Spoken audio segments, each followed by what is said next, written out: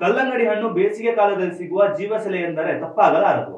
ಸದ್ಯ ಉಡುಪಿ ಜಿಲ್ಲೆಯಲ್ಲಿ ಭತ್ತದ 2ನೇ ಬೆಳೆಗೆ ಬದಲಾಗಿ ತರಕಾರಿ ಮತ್ತು ಕಲ್ಲಂಗಡಿ ಹಣ್ಣು ಬೆಳೆಯುವವರ ಸಂಖ್ಯೆ ಅಧಿಕವಿದೆ. ಆದರೆ ಇತ್ತೀಚೆಗೆ ಕಲ್ಲಂಗಡಿ ಹಣ್ಣು ನಂಬಿ ಕೃಷಿ ಮಾಡಿದ ರೈತರು ಆತಂಕ ಪಡುವ ಪರಿಸ್ಥಿತಿ ಎದುರಾಗಿದೆ. ಕಲ್ಲಂಗಡಿ ಹಣ್ಣಿನ ಬೆಳವಣಿಗೆಗೆ ಶಿಲೀಂಧ್ರ ರೋಗ ತೀವ್ರವಾಗಿ ಕಾಡುತ್ತಿರುವುದರಿಂದ ರೈತರ ನಿದ್ದೆಗೆಡಿಸಿದೆ. ಉಡುಪಿ ಜಿಲ್ಲೆ ಬೈಂದೂರು ಭಾಗದ ನಾಗೂರು ಸುತ್ತಮುತ್ತಲಿನ ಪ್ರದೇಶದಲ್ಲಿ ಕಲ್ಲಂಗಡಿ ಎಕರೆಗಟ್ಟಲೆ ಜಾಗದಲ್ಲಿ ಬೆಳೆಯುವ ರೈತರಿದ್ದಾರೆ. ಹವಾಮಾನ ವೈಪರೀತ್ಯ, ಕಾಡು ಹಂದಿಗಳ ಉಪಟಳದ ನಡುವೆಯೂ ಕೂಡ ಇಂದಿಗೂ ಈ ಭಾಗದಲ್ಲಿ ಕೃಷಿಕರು ಭತ್ತದ ಬಳಿಕ 2ನೇಯ ಕೃಷಿಯಾಗಿ ಕಲ್ಲಂಗಡಿ ಬೆಳೆ ಬೆಳೆಯುತ್ತಾರೆ. ಸದ್ಯ ಬೈಂದೂರು ಭಾಗದಲ್ಲಿ ಹೆಚ್ಚಾಗಿ ಕಲ್ಲಂಗಡಿ ಬೆಳೆಗೆ ಶಿಲೀಂಧ್ರ ರೋಗ ಬಾಧೆ ಉಂಟಾಗಿದ್ದು, ಈಗಾಗಲೇ ಕಟಾವಿಗೆ ಬಂದಿರುವ ಕಲ್ಲಂಗಡಿ ಬೆಳೆಗೆ ಕಂಟಕ ತರುತ್ತಿದೆ. ಶಿಲೀಂಧ್ರ ಸೋಂಕಿನಿಂದಾಗಿ ಬಳ್ಳಿಗಳು ಒಣಗಿ ಹೋಗುತ್ತಿವೆ. ಅದರಿಂದ ಇಳುವರಿ ಕುಸಿತವಾಗುವುದರ ಜೊತೆಗೆ ಬಳ್ಳಿಯೇ ಸತ್ತು ಹೋಗುತ್ತಿದೆ ಎನ್ನುತ್ತಾರೆ ರೈತರು. ಈ ಬಾರಿ ತರಕಾರಿ ಬೆಳೆಯಲ್ಲಿಯೂ ರೋಗ ಕಾಣಿಸಿಕೊಂಡಿದ್ದರೂ ಕಲ್ಲಂಗಡಿ ಬೆಳೆಗೆ ಅತಿ ಹೆಚ್ಚು ಬಾಧಿಸಿದೆ. ಇನ್ನೇನು ಕಟಾವಿಗೆ ಸಿದ್ಧವಾಗುತ್ತಿರುವ ಸಂದರ್ಭದಲ್ಲಿ ಹೊಲಗಳಲ್ಲಿ ಕಲ್ಲಂಗಡಿ ಬಳ್ಳಿಗಳೇ ಸತ್ತು ಹೋಗುತ್ತಿರುವುದು ನಷ್ಟ ಉಂಟಾಗಿದೆ ಎನ್ನುತ್ತಾರೆ ಕೃಷಿಕರು. ಸದ್ಯ ಕಟಾವು ಆರಂಭವಾಗಿರುವುದರಿಂದ ಬಳ್ಳಿಗಳಿಗೆ ಔಷಧಿ ಸಿಂಪಡಿಸಿಲ್ಲ.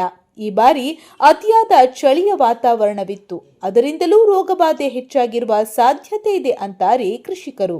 ಒಂದೊಂದು ಬಳ್ಳಿಗಳಲ್ಲಿ ಕಾಣಿಸಿಕೊಳ್ಳುವ ರೋಗವು ಶೀಘ್ರವಾಗಿ ಹೊಲವಿಡೀ ಹರಡುತ್ತದೆ. ಈ ರೋಗ ಬಾಧಿಸಿರುವುದರಿಂದ ಕಲ್ಲಂಗಡಿ ಹಣ್ಣುಗಳ ಬೆಳವಣಿಗೆಯೂ ಕುಂಠಿತವಾಗ್ತಾ ಇದೆ. ಈಗಾಗಲೇ ಕೆಲವೆಡೆ ಕಲ್ಲಂಗಡಿ ಕಟಾವು ಆರಂಭವಾಗಿದೆ. ಕಳೆದ ವರ್ಷಕ್ಕೆ ಹೋಲಿಸಿದ್ರೆ ಈ ಬಾರಿ ಇಳುವರಿ ಭಾರೀ ಕುಸಿತವಾಗಿದೆ. ಬೈಂದೂರು ಭಾಗದಲ್ಲಿ ಹೆಚ್ಚಿನ ರೈತರಿಗೆ ನಷ್ಟ ಉಂಟಾಗಿದೆ. ಹೂಮಿಡಿ ಕಾಣಿಸಿಕೊಳ್ಳುವ ಸಂದರ್ಭದಲ್ಲಿ ರೋಗ ತಗುಲಿರುವ ಕಾರಣ ಕಲ್ಲಂಗಡಿ ಹಣ್ಣು ಬೆಳವಣಿಗೆಯಾಗಿಲ್ಲ.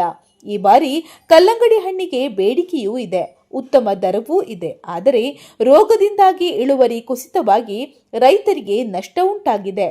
ಬಳ್ಳಿಯಿಂದ ಕಾಯಿಗಳು ಉದುರಿ ಹೋಗಿವೆ.